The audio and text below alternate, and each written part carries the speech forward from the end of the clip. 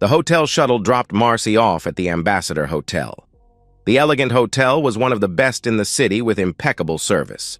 A bellboy loaded her bags on a cart, gave her a small stub receipt, and welcomed her to the hotel. A doorman tipped his hat in welcome and opened the large, impressive brass door for Marcy, with the bellboy following a respectable distance behind. Marcy ambled towards the front desk while casually looking around to see if Rick was waiting for her, as she had requested in her letter. While she saw a few people relaxing in the comfortable, upholstered lobby chairs and sofas that were arranged throughout the spacious lobby, she didn't see her loving husband anywhere.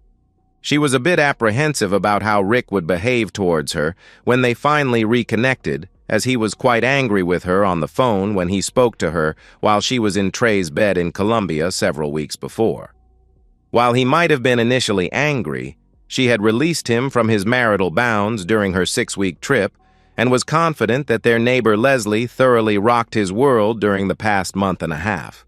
Leslie and her husband were swingers, and Leslie had an undeniable allure that turned heads wherever she went. Marcy often saw men in the neighborhood openly gawk at Leslie when she passed by. Leslie also made it abundantly clear that she wanted Rick in a most carnal way. Marcy hoped that Rick enjoyed the 6-week hiatus from their marriage, but he didn't want to continue having intimacy with Leslie, as Marcy planned on terminating their mutual hall passes now that she was home. She was certain that rekindling her love with Rick would be overly complicated if another woman, especially one as hot as Leslie, was involved. Marcy felt bad when she realized that she hadn't actually spoken to Rick since the angry phone call she received while in bed with Trey at the hotel in Colombia. The team had been quite busy during the day with many surgeries scheduled during the day. She felt sorry for the poor people of South America who traveled from far away to receive treatment from skilled U.S. doctors. On the few days that the team had time to sightsee, and Marcy and Trey weren't shacked up in bed, she had taken some pictures of some sights, including a tour of Mount Montserrat, and texted some of the better photos to Rick with texts about what they were doing and seeing. She was a bit miffed that Rick never bothered to even acknowledge her messages. Maybe he was still hurt. Marcy, however, was confident that Rick loved her completely.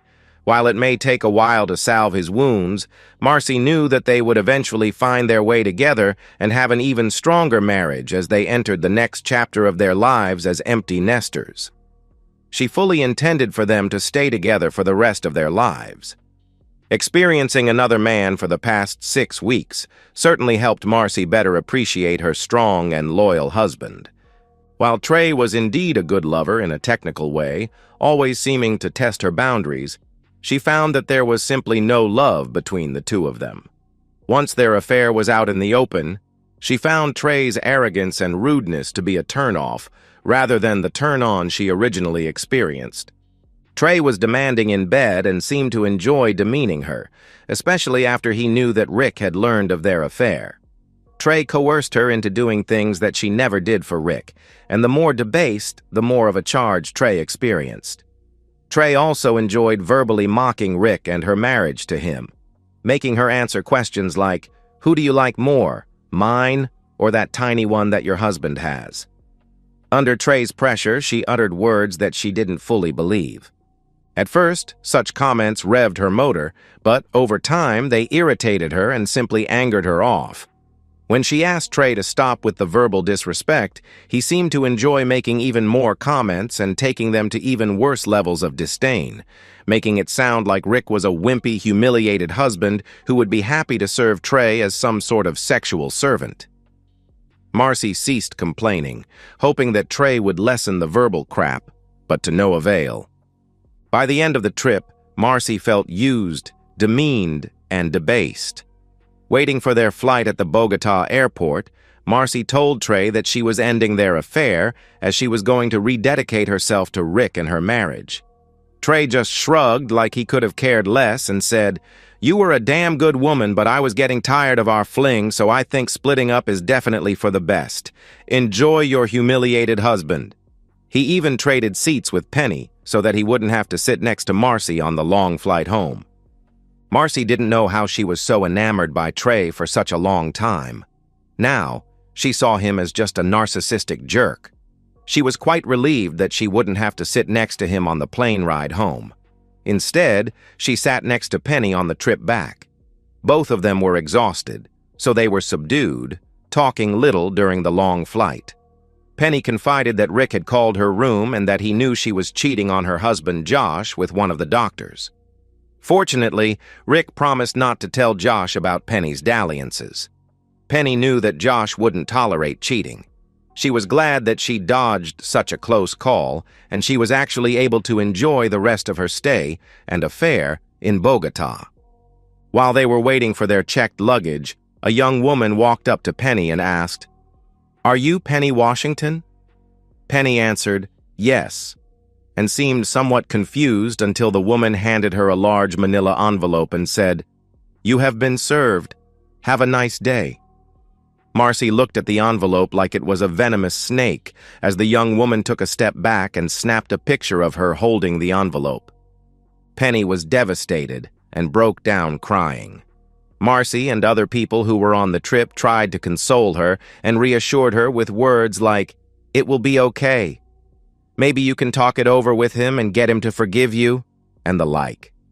All the while, almost everyone knew that Penny's marriage to Josh was toast. Penny eventually calmed down, even though her calls to Josh were being blocked. Not knowing what awaited her at home, Penny gathered her luggage and took an Uber to her parents' home, who lived in the same town as she and Josh. During the wait for the luggage, Marcy found herself glancing around, seeing if any other process server-looking people were in the vicinity, holding large envelopes waiting to ambush her and serve her with her own set of divorce papers. While it took a while to get their luggage, having already gone through customs at the previous airport where they changed planes, no other process servers appeared. Marcy was now confident that Rick had calmed down from his angry phone call and would meet her at the hotel in just a short while. Marcy couldn't wait to rekindle her love and marriage with Rick, the only man she'd ever loved. On her way to the hotel front desk, Marcy mused to herself on rekindling her love with Rick. She found that she missed and loved him now more than ever, and that she appreciated his strengths and shortcomings all the more, especially after spending 6 weeks in Trey's bed. Once she and Rick both got clean STD tests, she longed for the familiarity and comfort of Rick's embrace, hoping he would still welcome her back. The memories of her sordid affair with Dr. Trey made her feel cheap, like a discarded piece of meat, or a washed-up adult star who was forced to perform increasingly disgusting acts in order to survive. Shrugging these negative thoughts out of her mind, she put a smile on her face and looked forward to her reunion with Rick. She had secretly hoped that she'd find Rick in the lobby anxiously awaiting her return, but she hadn't spotted him by the time she reached the front desk. A young Hispanic clerk, dressed in a fine suit with a small gold badge identifying him as Jose Gomez Front Desk, looked up from his computer screen and smiled a dazzling set of perfectly white teeth, saying, "Welcome to the Ambassador Hotel. How may I be of service?" "Hi, I'm checking in. There should be a reservation for Marcy Weston," she said to the nice young man. The clerk smiled and typed on his keyboard. "Let's see. I have your reservation as being for one night, is that correct?" "Yes, just one night. I've got your room on the 10th floor with a cityscape view. It's really quite nice. How many key cards will you be needing?" "Well, I'm pretty sure my husband will be joining me, so you'd better give me 2 cards. "Okay, what credit card would you like to use to cover the room and for any incidentals during your stay?" Marcy reached into her purse and pulled out her Visa card, handing it to the clerk. "Here you go." "Thank you, ma'am. Let me take care of this and we'll get you up to your room. I see that our bellboy Steve already has your luggage and he will be happy to assist you up to your room." "Thank you. I do have a few bags, and my husband isn't here yet to give me a hand, so that would be great."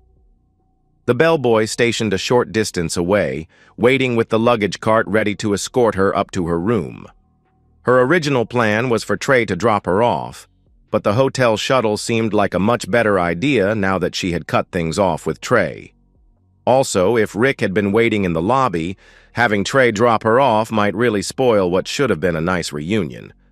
The clerk nodded as he inserted Marcy's Visa card into the reader and grabbed a couple of blank key cards to start getting the cards ready. He glanced at his screen and frowned.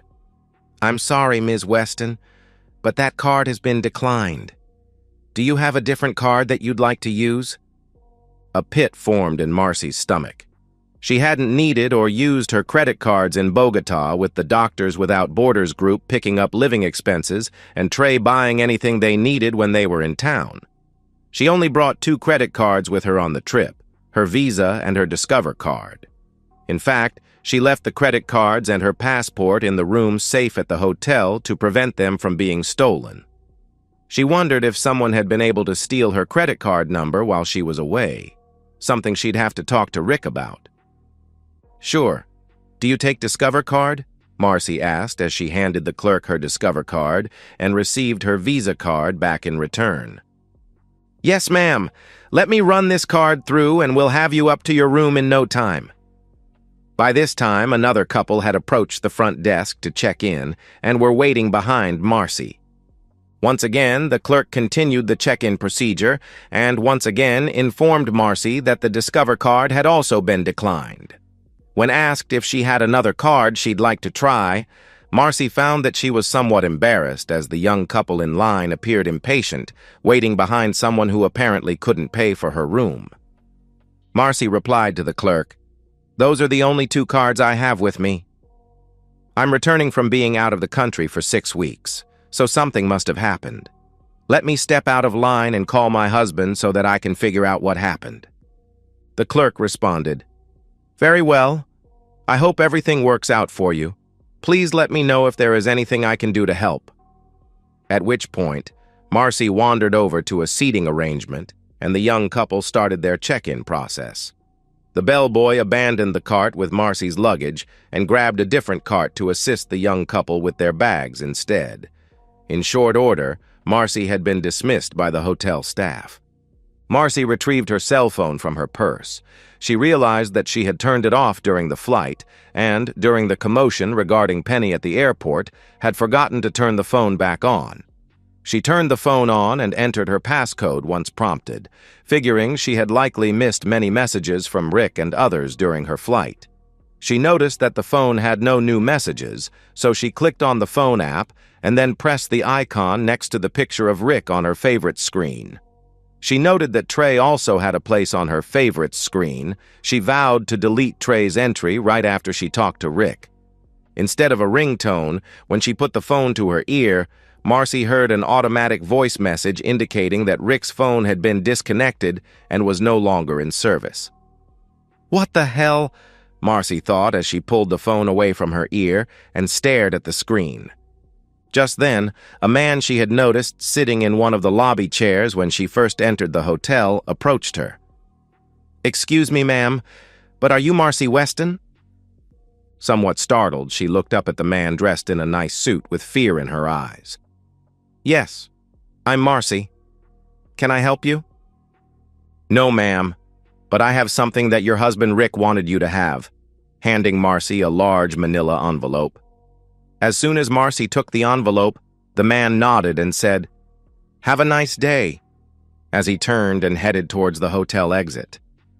Marcy trembled as she held the envelope, but she somewhat relaxed as she recalled that the man didn't say the dreadful words, "You have been served," nor did he take a picture of her holding the envelope.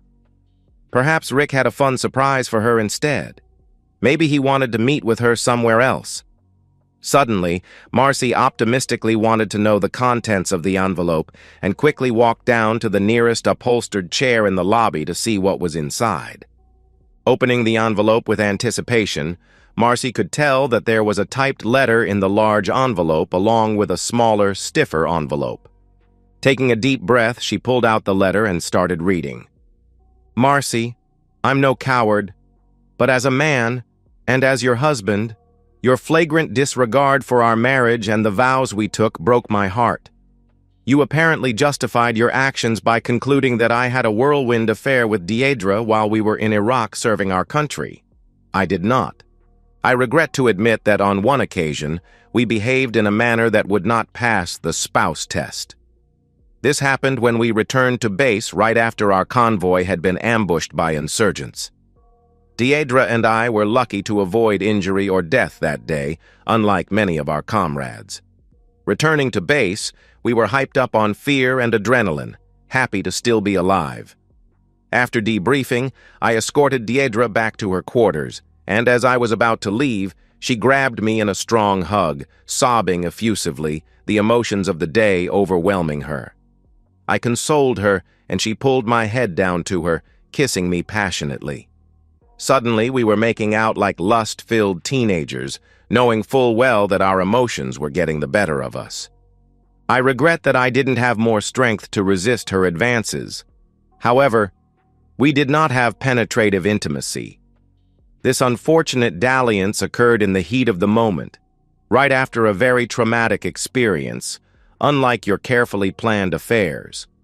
I want to state for the record that you are the only woman I have had intercourse with since we married over 20 years ago. I'm sure you cannot say the same. In addition to Trey, I know for a fact that you had an affair while I was away on assignment in Korea.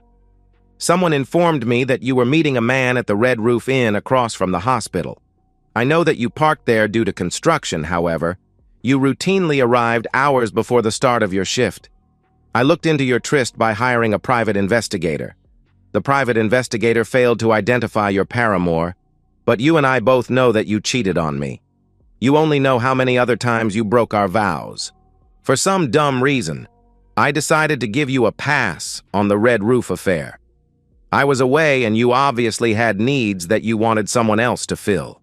You were discreet and never flaunted the affair to me or anyone else. I also confirmed that you stopped the Red Roof affair as soon as I returned home, no longer arriving at the parking lot hours before your shift started. From your letter, I understand that you unilaterally changed our relationship so that one spouse can do whatever they like without getting the other spouse's approval or consent beforehand. Wow, what a great concept. I never did hook up with Leslie as the thought of you somewhat gifting her to me turned my stomach. I did, however, invite her and Vincent over for dinner while you were gone. What a surprise to learn from Leslie that you had already been having an affair with Dr. Trey and wanted us to join in the swinger lifestyle. Also, you should know that Leslie thought you had told me about your activities and that she was upset to learn that you did not talk to me beforehand. She and Vincent both said that cheating was not part of the open marriage lifestyle. Seems that if you want to be a swinger, the first rule is to be completely open and honest with your spouse. Needless to say, Leslie and Vincent are not very happy with you and they don't condone your self-serving behavior. I guess with the new rules, you didn't feel you needed to run these things past me before making your decision. It would have been nice to know that we are a couple of swingers, even though you're the only one currently having intimacy outside of our marriage. Knowing that Colombia is a dangerous place and that the marvelous Dr. Trey was taking such good care of you, I took the liberty of paying off and then canceling all of our joint credit cards. Wouldn't want some jerk taking advantage of you now, would I? Remember several years ago when we met with the estate planning attorney for help with our wills and other documents? I had almost forgotten that she also prepared a durable power of attorneys for each of us that we both signed. After having our little chat while you were in Trey's hotel room, I decided to change my life insurance beneficiaries from you to the kids. I found the POAs when I was rummaging through our files. Guess what? The POAs were still in effect and worked like a charm. I really like this unilateral decision-making relationship. Thanks. I used the power of attorney that you signed just once, if you don't mind. After using it, I shredded both of the POAs so they can't be used again. You're welcome. You see, I needed the POA to sell our house and automobiles since they were jointly owned by the two of us. Don't worry, I upheld my fiduciary obligations and got decent prices on your behalf.